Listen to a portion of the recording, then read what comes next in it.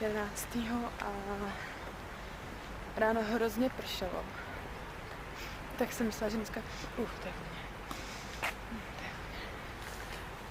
Tak jsem si myslela, že ani jako nikam nepůjdu, ale musela jsem samozřejmě ráno do školy a šla jsem teda na hodinu angličtiny. Jsem si říkala, že bych tady mohla podívat a trochu vám to ukázat.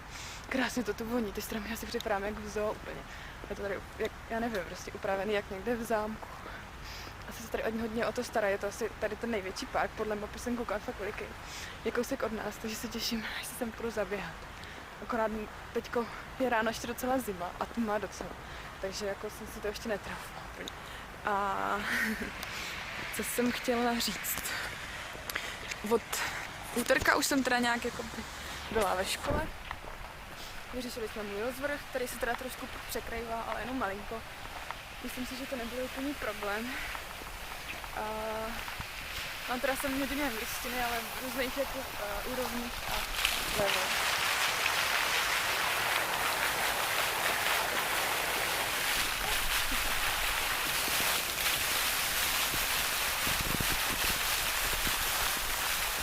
Tak na těch hodinách už jsem se seznámila teda s 2 Turkyněma, který jsou fakt super, s kterými se jako rozumím docela dost. A pak na další ještě jsem potkala jednu Francouzsku, Litevku a místní. A teda na těch hodinách, kde ty lidi už mají lepší angličtinu, tak mi přišlo, že jako by byli i rádi, že se se mnou baví a tak. A na těch nižších hodinách, teďka co jsem byla, tak buď to se jako stydí mluvit, anebo prostě nějak úplně nezajímá to, že tam někdo je mezi něma novej, takže to tam bylo takový zvláštní, ale jako dobrý, já jsem byla spokojená, nakonec jsme taky se nějak jako seznámili, dali mě do té jejich skupiny a furt mi chodí teďko zprávy, kterým vůbec nerozumím, ale to vůbec nevadí. A teď se teda hodně ochladilo, včera byla pořádná zima a dneska teda ráno pršelo, tak se to taky ochladilo, ale teď už mi přijde, že je to lepší, mělo být trošku teplejší než včera. Tady je fontána. Krásná, ten park je fakt hezký, ty. Já myslím si, že třeba večer je osvětlený, aspoň podle fotek. To je právě pěkný.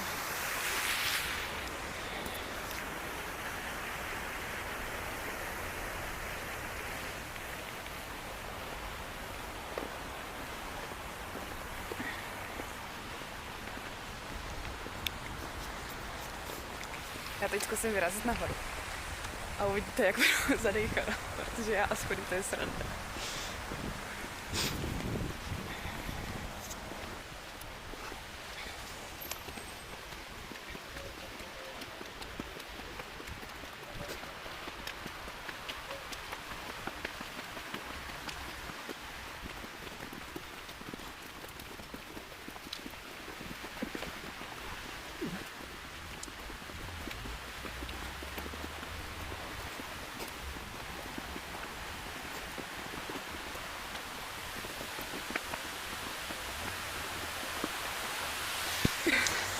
Tak jsem nahoře. Trošku mi to zahřálo, aspoň mi nebude taková zima. Tady je krásný pohled na obě strany, který je fakt nádherný. Jako jsem...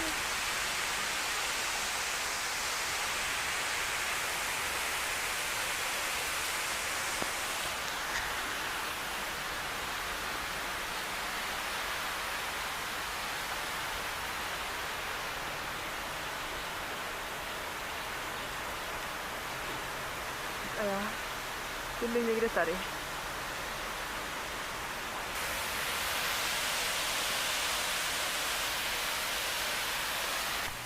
jsem vám ještě chtěla říct, že jste se mě některý ptali, co španělština, jak mi jako jde, jak se teda domlouvám. Takže mluvím hlavně anglicky.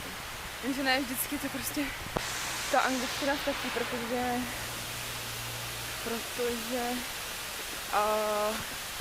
ne každý tady tu španělštinu, teda angličtinu umí, takže trošku španělsky jako v obchodech musím mluvit, aspoň jako malinko, prostě rozumět trochu ty peníze a já nevím, poděkovat, pozdravit a tak no. A dneska sranda, jo.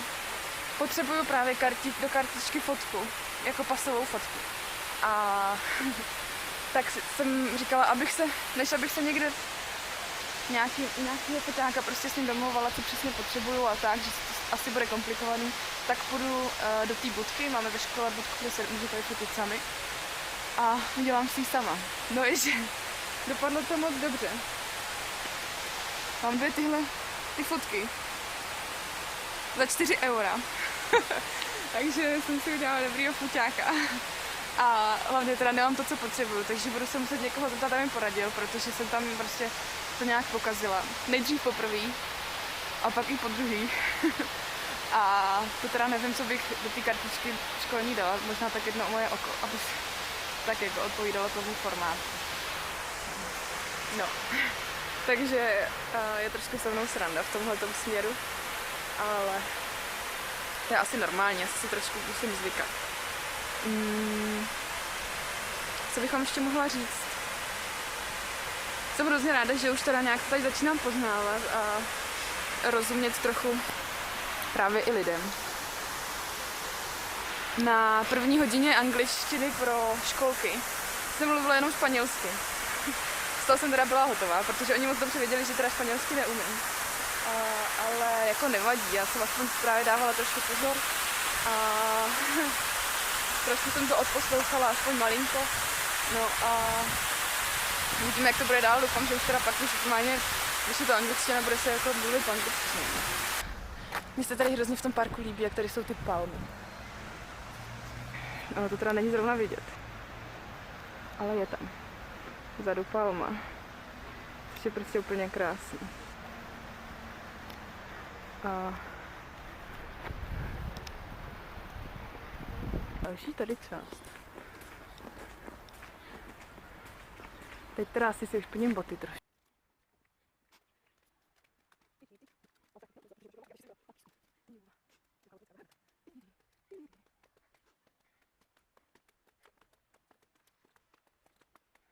To tady smrdí. Že tady se možná dělají koncerty. A jaký možný? Je, a to bych nějaký chtěla vidět.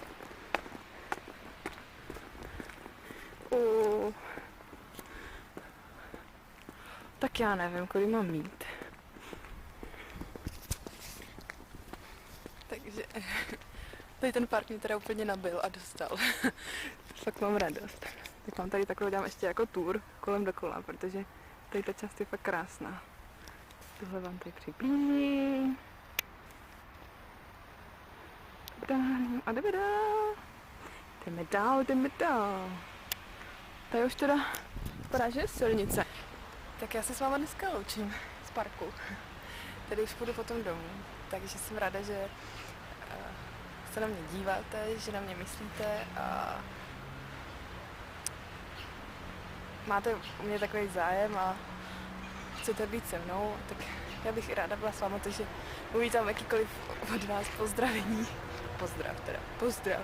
Jenom bych vám chtěla říct, že i mě zajímá, jak se máte vy, takže budu ráda za jakoukoliv zprávu od vás nebo informaci nebo tak. Mám vás ráda.